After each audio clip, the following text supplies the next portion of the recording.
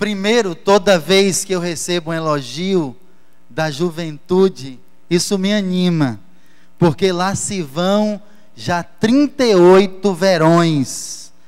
Mas graças a Deus que Deus conserva, né? Aí eu sempre digo aos irmãos, nunca bebi, nunca fumei, pratiquei esporte na primeira juventude e só conheço uma mulher. Então Deus abençoa, dando força e dando uma aparência, mas pelos frutos, os irmãos estão vendo que nós já temos alguma caminhada. Mas nessa manhã que Deus nos abençoe. Pensei em cantar, não cantarei nessa manhã pelo tempo que nós estamos juntos.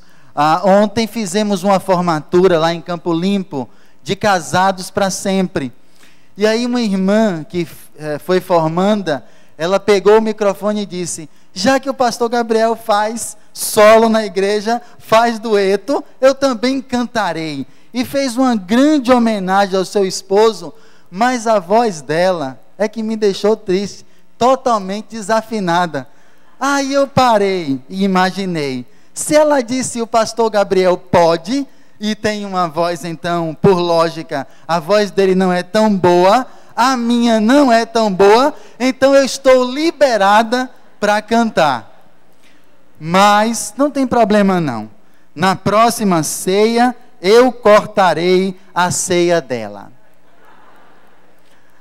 Mas meus amados irmãos, quando nós olhamos o encerramento de missões, quando nós olhamos toda essa perspectiva trabalhada nessa manhã, quando nós temos grandes testemunhos desses dois irmãos que vieram aqui, que não contém a lágrima, que anima o coração quando se defronta com a obra tão maravilhosa, eu me lembro das antigas campanhas de missões. E eu vou dizer para os irmãos como é que ela acontecia antigamente. Sempre na pregação, nós fazíamos a chamada missionária. E o pastor pregava sobre missões, e os irmãos entregavam a oferta, e era pregado de uma maneira tão enfática, de que as pessoas então no final, elas deveriam se levantar, e colocar à disposição para a obra missionária. E isso, lá há 20 anos atrás, na primeira igreja batista de Teixeira de Freitas, eu presenciei, não lá, mas nas outras igrejas, estão apenas lá, mas também em outras igrejas que eu congreguei, a seguinte perspectiva no momento. Quando se fazia o apelo, as pessoas amavam quando os outros iam à frente. Era uma alegria imensa. É obreiro, vai para a obra de Deus, glória a Deus por isso. Mas eu presenciei, com esses olhos que a terra não há de comer, se Jesus voltar, muitas mães que estavam do lado dos seus filhos, jovens e adolescentes, quando eles tentavam se levantar, várias mães agarravam pelo braço, porque a obra missionária, ela é para o outro. O deixar a vida, deixar as perspectivas pessoais, os objetivos pessoais, é para o outro. Mas aquele que é da minha carne, não se sacrificará por missões ou pela obra missionária. É claro que você pode se questionar quanto é isso, qual a quantidade disso, e não importa nessa manhã, porque eu vou construir uma reflexão diferente nessa manhã. Não desafiarei ninguém para missões nacionais, mundiais, nada disso hoje.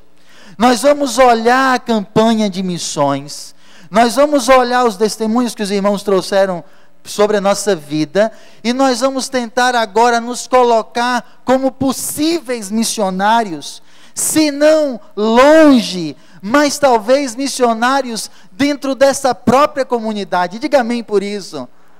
Porque a obra, ela precisa de gente lá, ela precisa de gente acolá, mas ela precisa de gente que ame a obra missionária dentro desta comunidade.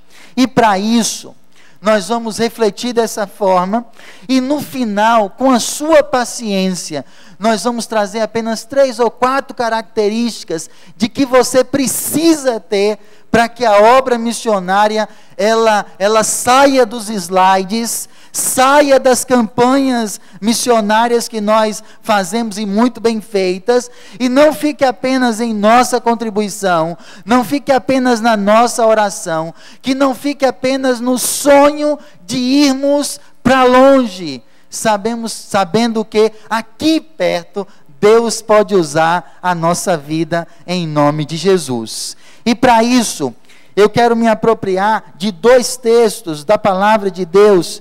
Eu queria que você, sentado aonde você está, Paulo é o grande exemplo da obra missionária. E eu peço que você abra com muita alegria em Gálatas 1, capítulo 15, e logo depois você abra também em 1 Timóteo, e deixa aberto que nós vamos navegar nesses 2 textos de maneira breve e sem muito aprofundamento, mas desdobrando em outras situações. Gálatas 1,15 diz assim: mas quando aprouve a Deus, que desde o ventre da minha mãe me separou e me chamou pela sua graça.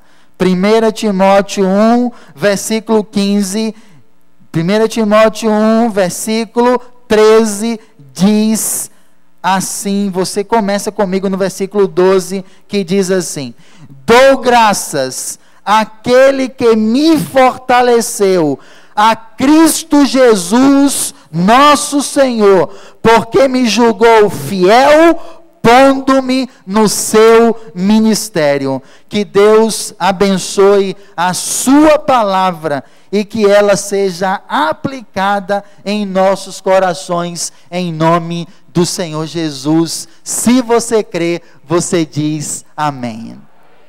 Meus amados irmãos, quando nós nos confrontamos com esse texto, parece algo maravilhoso para a nossa vida, porque este homem, o apóstolo Paulo, homem que marca toda a história da igreja cristã, ele agora fala 2 convicções, no mínimo, que marca a nossa vida. A primeira, que ele tem plena convicção que Deus o chamou desde o ventre da mãe dele. E em segundo lugar, ele transmite em sua carta, em sua pregação, este que é o grande missionário da igreja cristã, ele diz que Deus o teve por fiel, pondo ele no ministério. Então, 2 convicções partem para o nosso coração. Primeiro, que ele tinha certeza de que Deus tinha o chamado desde o ventre, e que ele achava um privilégio imenso poder servir e fazer a obra de Deus. E agora eu peço que você olhe para a sua vida. Deus lhe salvou, Deus lhe tirou das trevas para a sua maravilhosa luz, Ele te trouxe para o reino do seu amor. E a Bíblia diz que nós não amamos a Deus porque nós escolhemos amá-lo primeiro, mas porque Ele nos amou e entregou o seu próprio Filho para perdoar os nossos pecados. Amém por isso? Então o amor de Deus, Ele nos constrange e nos leva à sua presença. Então, diante dele agora, e diante da palavra que Paulo coloca sobre o nosso coração, nós temos que refletir qual é a minha vocação.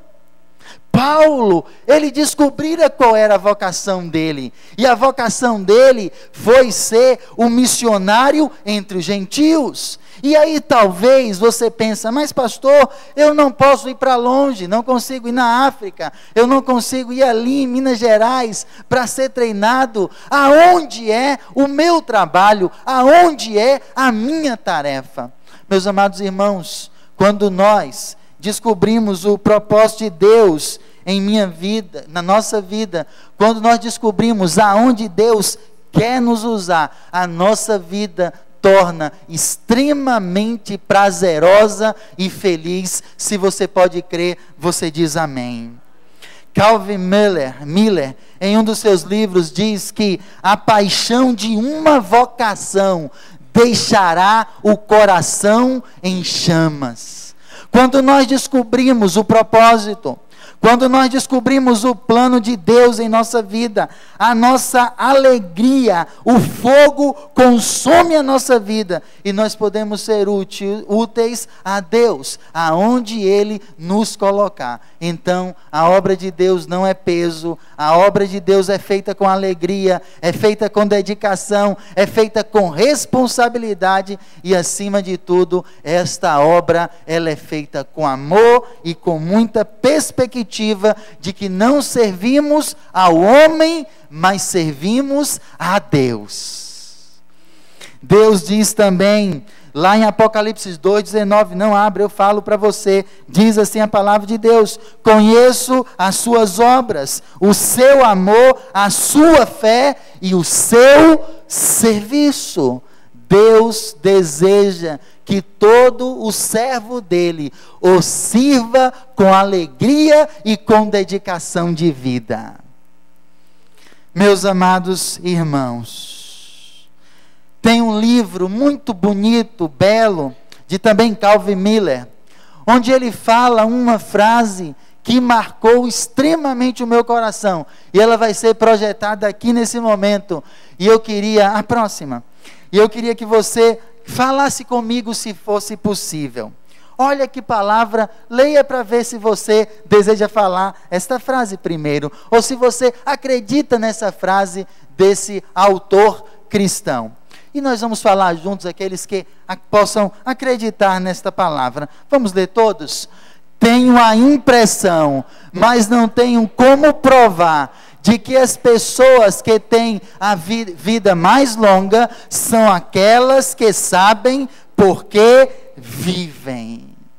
Porque quando nós descobrimos por que nós vivemos, quando nós descobrimos qual é a motivação que nos leva a fazer aquilo que nós realizamos, e me permita fugir de toda perspectiva de serviço ou de trabalho, e que também pode ser para a honra e glória de Deus, mas nesse momento e nesse fórum, pensar apenas no serviço cristão. E quando nós descobrimos o propósito de Deus, nós somos pessoas mais felizes e mais alegres em nome do Senhor Jesus. E meus amados irmãos, isso me remete a uma história, e eu não posso mais contar a história dos meninos. Quem me conhece lá de 2007, aqui com os irmãos, eu não posso mais falar história de criança, porque constrange, eles já estão pré-adolescentes.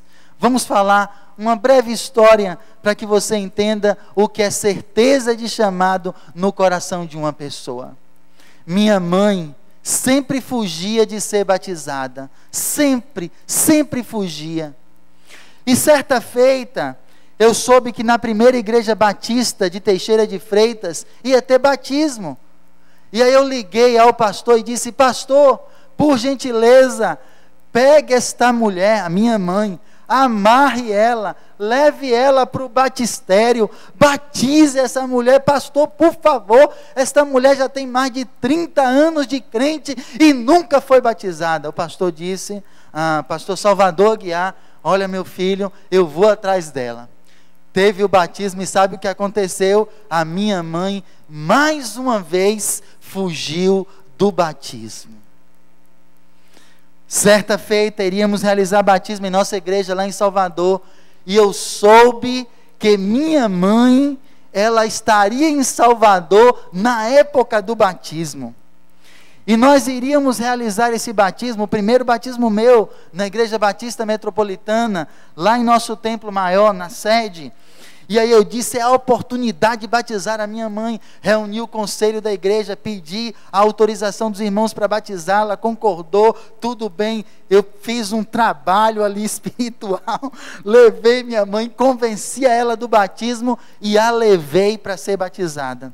Depois que eu batizei uns 20 irmãos, ela veio e descer as águas, e o batistério lá, numa plataforma como essa aqui, e quando eu desci ela nas águas, e a trouxe, ela já tinha descido chorando, e quando eu desci e a subi, ela me abraçou tão forte, chorando copiosamente.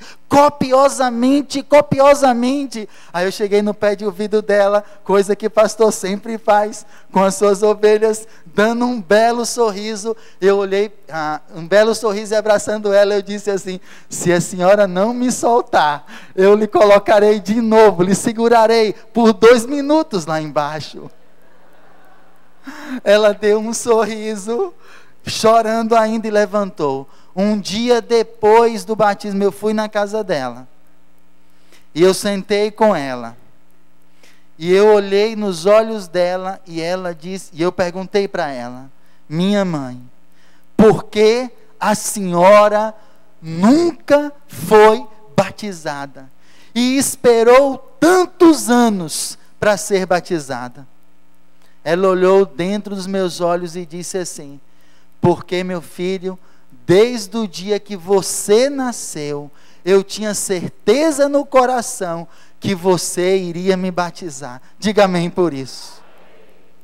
Quando Deus fala ao coração da mãe, e ela nunca me obrigou a ir para a igreja, ela nunca me obrigou a ir ao seminário, ela nunca me obrigou a ir na igreja, mesmo quando adolescência eu perdi a comunhão, não com Deus, mas com a igreja, ela nunca me obrigou a isso, porque quando Deus coloca a certeza no coração de um chamado, Ele providencia que todas as coisas ocorram para a glória dEle, e Deus seja louvado por isso. Se você pode crer, diga amém.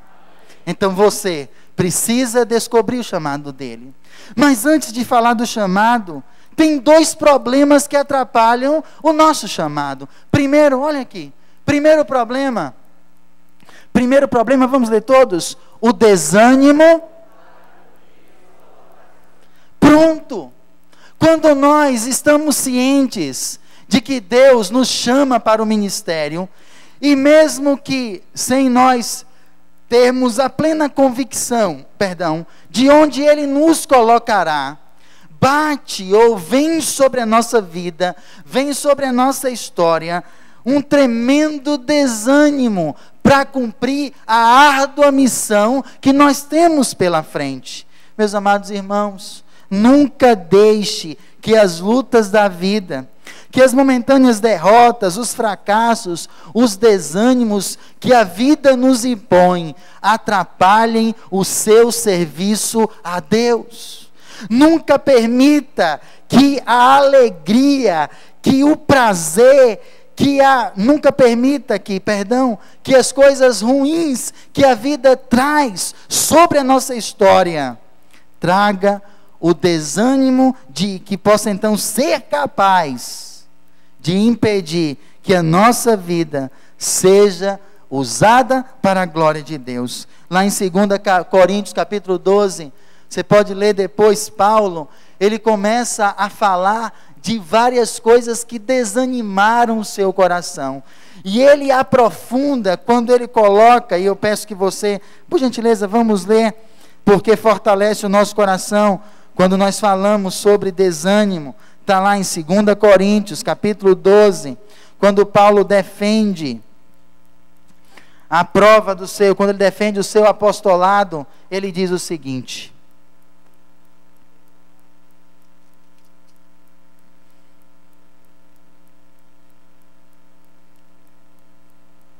glória a Deus. Versículo 7 diz assim: e para que não me exaltasse demais pela excelência das revelações, foi-me dado um espinho na carne, a saber, o mensageiro de Satanás, para me esbofetear, a fim de que eu não me exalte demais, acerca do qual 3 vezes roguei ao Senhor que o afastasse de mim, e ele me disse: a minha graça te basta, porque o meu poder se aperfeiçoa na fraqueza. Por isso, de boa vontade, antes me gloriei nas fraquezas, a fim de que repousasse sobre mim o poder de Cristo, pelo que sinto prazer nas fraquezas, nas injúrias, nas necessidades, nas perseguições, nas angústias, por amor de Cristo, porque quando estou fraco, então, leia comigo, estou forte. Meus amados, Paulo tinha motivos para se desanimar? Tinha motivos. Paulo tinha motivos para não exercer a sua vocação. Se não fosse Barnabé, homem natural de Chipre, também chamado de José das Consolações, quando ele aceitou a Cristo, quando Deus entregou a ele a missão, todos rejeitaram ele. Barnabé o trouxe para perto dele, o discipulou, o abençoou, deu a ele o conhecimento da revelação de Deus, e a partir daí, Paulo foi usado pelo poder de Deus. Paulo poderia ter se desanimado, quando, ao aproximar dos apóstolos, os homens que caminharam com o Senhor, se ele deixasse que a rejeição subisse até o coração dele, ele não serviria a Deus, mas ele sabia que nada poderia desanimá-lo, porque Deus o chamou e Deus o usaria, como a palavra de Deus diz, que Deus o usou, e por causa dele, muitos conheceram a palavra de Deus. Então, meus amados irmãos, não permita que nada, nenhuma demanda, nenhuma lida dessa vida tire a sua alegria de servir a Deus e a obra dele. Segundo ponto, outro problema que atrapalha a nossa vida. Vamos ler todos? Segundo, o cansaço da vida. Ah, meus amados irmãos, lá em Campo Limpo, nós temos muitas senhoras idosas, muitos idosos. E quando nós aproximamos deles, e eu digo a elas, quando vou na classe delas, são 3 classes de senhoras, e eu chego para elas e digo assim: minhas meninas, Deus quer continuar a usar a vida de vocês. Algumas se levantam e dizem: pastor, eu já estou fraca, eu já não tenho mais força. E eu digo a elas: olha, minhas meninas, vocês são as pessoas mais maravilhosas do mundo, vocês têm a experiência da vida, e eu tenho certeza pela palavra de Deus, que além da experiência, vocês têm sabedoria e amor por essa igreja e pela obra de Deus. Os idosos julgam o cansaço físico como um grande desânimo. Mas eu pergunto aos irmãos, quando há culto de oração, quando há vigília, quando o pastor pede para um ajuntamento de oração, um ajuntamento mais cedo, quem são as primeiras a chegar? Quem são as primeiras a se alegrar e a dizer: o pastor é meu filho, o pastor é meu filho, e abraçar? Quem são os primeiros? Os mais idosos fazem isso. Deus continue usando. Você mais velho, mais experiente, mais sábio, você tem muito para dar, e não permita que a fraqueza da vida, a fraqueza do corpo, tire a sua alegria de servir. Há mais jovens, aqueles que, como eu ainda, estão na flor da idade. Eu encontro tantos cansados, eu encontro tantos sobrecarregados, apinhados de coisas a fazer. E eu sei uma coisa, quero te dar uma dica nessa manhã. Você que é muito atarefado, quando nós disciplinamos o nosso tempo, quando nós organizamos a nossa vida, nós encontramos tempo para todas as coisas. Quando nós estabelecemos propósitos e alvos em nossa vida, todas as coisas, elas andam de maneira equilibrada em nossa história. E a sua vida, ela pode ser usada para a honra e para a glória de Deus, em nome de Jesus. Então, Paulo foi chamado, já concluindo, Paulo foi chamado para o ministério. E ele tinha essa convicção de vocação na vida dele. Mas algo surge então para a nossa vida, de que quando nós obtemos certeza de serviço e da vontade de Deus para a nossa vida, nós nos tornamos pessoas mais felizes e mais vigorosas. Mas, quando isso acontece, se desdobra duas situações em nossa vida que tentam arrancar a nossa missão. Primeiro, o desânimo. Segundo, o cansaço da vida tenta frear aquilo que Deus quer usar ou quer se utilizar da nossa própria vida. Para concluir, abra sua Bíblia em Filemão. Filemão significa amável, aquele que é amável, ou amável como assim você deseje.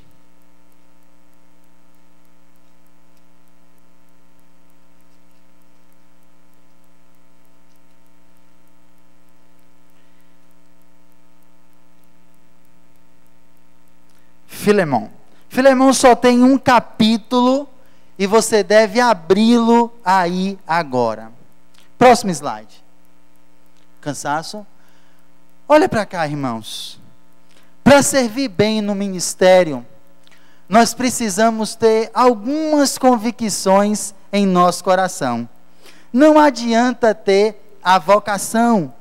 Não adianta apenas eliminar aquilo que atrapalha a nossa vida. É preciso guardar algumas convicções para sermos úteis ao ministério de Deus. Então, a primeira convicção, vamos ler todos? É preciso ter uma fé. Vamos ler todos essa declaração? É preciso ter uma fé contagiante. Filipenses capítulo 5, a parte A, diz assim, nessa tradução NVI: porque ouço falar da sua fé no Senhor Jesus. Quando Paulo escreve a Filemão, para que Filemão aceitasse um escravo que fugira, você conhece a história? Conhece? Não precisa falar sobre ela. O escravo que foi, e ele escreve que deveria aceitá-lo, porque agora ele é crente, e etc.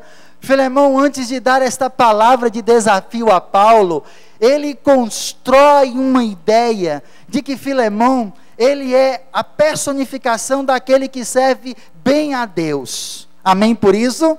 Então você é uma pessoa que serve, servirá, continuará servindo, e se não ainda serve, Deus despertará o seu coração. E para que isso aconteça, é preciso que olhemos para este homem e na vida dele possamos elencar, destacar algumas características que devem ser vivenciadas pela nossa vida. Primeiro, Paulo olha para ele e diz: Filemão, você tem uma fé contagiante. Meus amados irmãos, quando as pessoas olharem a sua vida, quando as pessoas olharem a sua história, quando as pessoas olharem as suas perspectivas de caminhada, a sua família, eles precisam olhar para você e ver na sua fé um espelho de vida cristã equilibrada. A sua família deverá ser a melhor família. Os seus filhos deverão ser os mais bem educados. A nossa vida deve ser exemplo. E Filemão é capaz, porque ouvia as pessoas darem bom testemunho da fé deste homem. Sabe por que acontece isso? Olha para mim aqui, irmãos. Nós podemos ter bons conceitos da nossa vida, não é verdade? Nos achamos sábios, nos achamos mais inteligentes do que outros. Aqueles que são mais humildes acham que sempre podem aprender alguma coisa, e nós temos vários conceitos sobre a nossa vida, mas a melhor maneira de conhecer como nós estamos andando é quando as pessoas falam de nós. E Paulo ouvia falar bem deste homem, porque este homem dava um bom testemunho da sua fé. E que a família da primeira igreja, que a família de Campo Limpo, tenham fé contagiante em Jesus.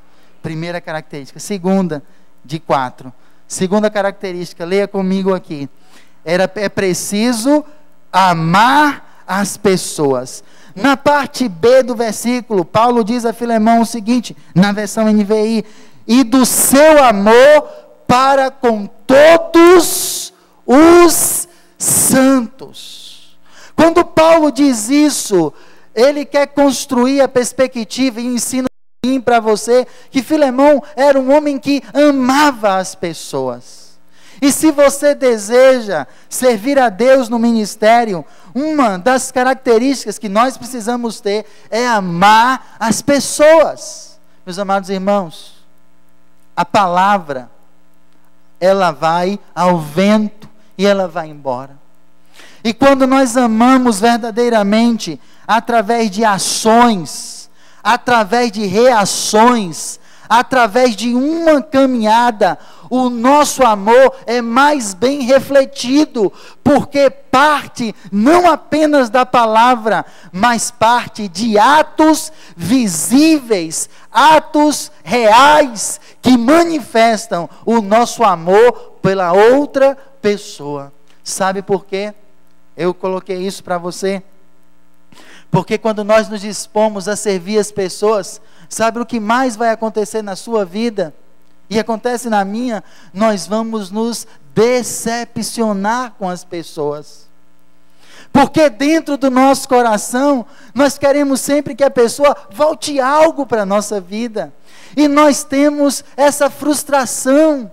E a frustração acontece que a nossa expectativa, ela é demasiada na questão do outro. Se nós fazemos algo, devolveriam para nós algo também positivo, e isso atrapalha o nosso coração. Mas quando existe amor, a Bíblia diz que nós fazemos como se fosse para o Senhor. E quando nós fazemos como se fosse para o Senhor, nós amamos verdadeiramente, porque não esperamos retorno. Você pode crer, você diz amém.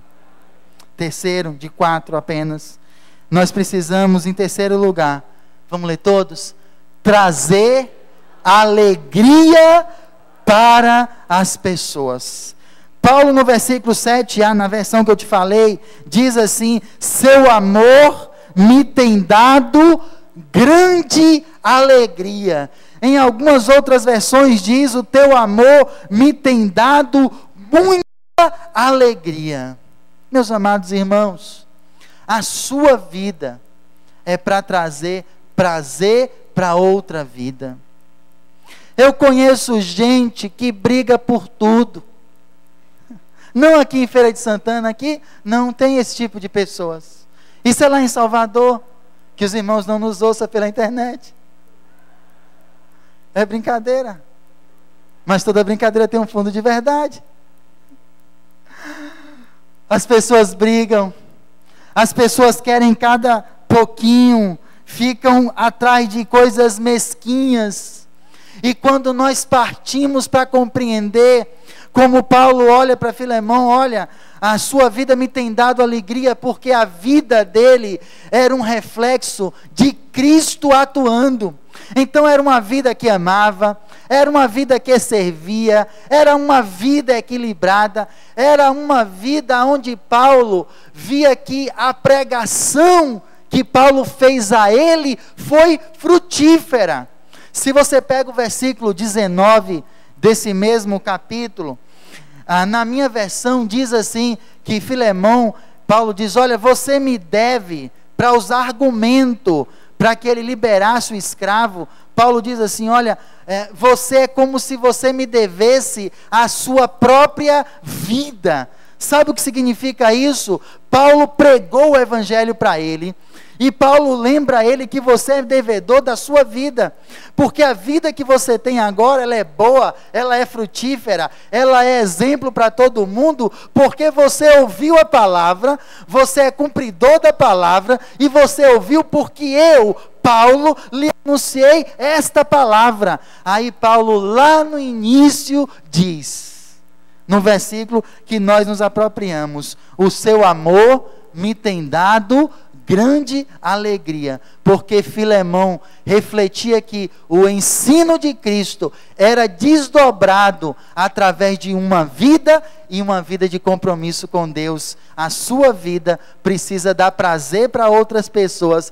A sua vida deve ser usada com alegria para glorificar o nome de Cristo, para que Deus possa ser visto em sua vida. Se você deseja servir ao ministério, se prepare.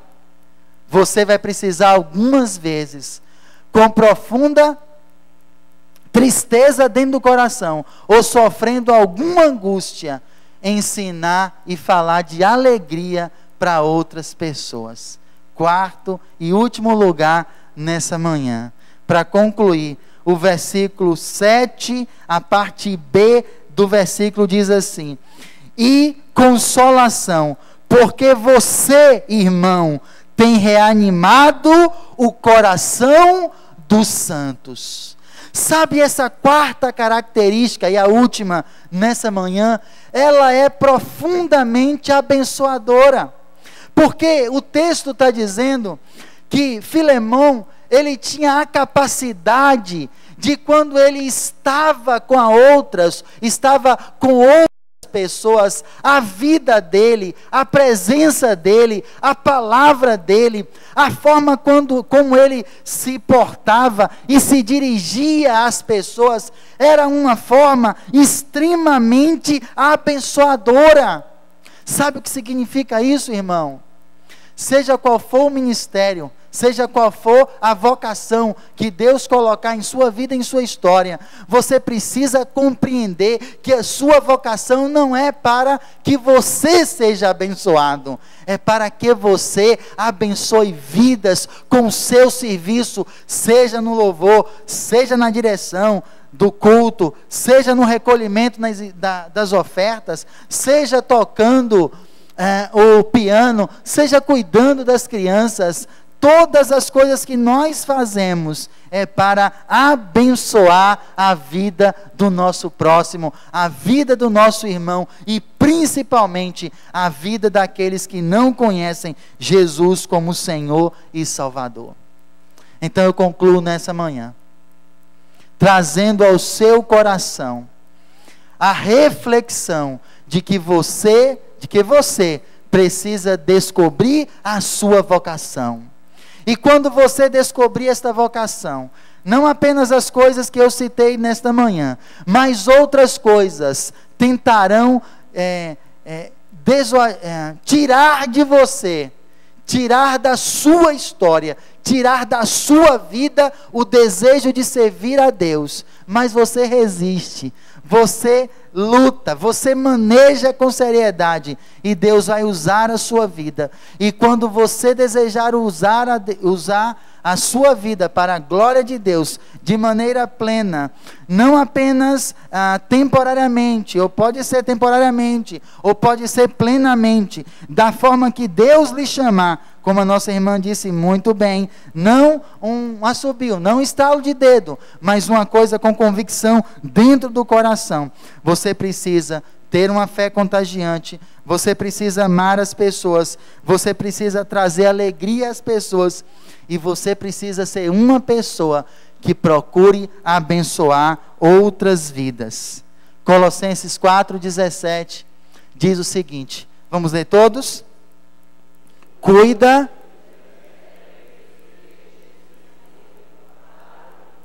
vou de novo aqui, nós todos. Cuida do teu ministério que recebeste no Senhor para o cumprires. Que Deus nos abençoe, que Deus nos use para a glória dele. E eu quero dizer para você, a sua vida tem um propósito e você vai descobrir, e Deus nunca vai deixar um servo dele sem direção. E quando você fizer isso, a sua vida será mais feliz e mais próspera. Curve a sua cabeça.